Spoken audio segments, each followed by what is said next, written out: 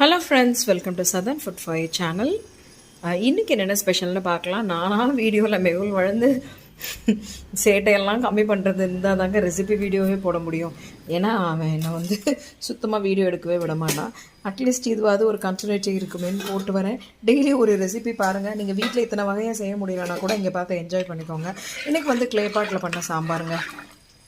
முருங்கைக்காய், மாங்காய், கத்திரிக்காய் எல்லாமே போட்டால் க்ளே பாட்டில் பண்ண சாம்பார்.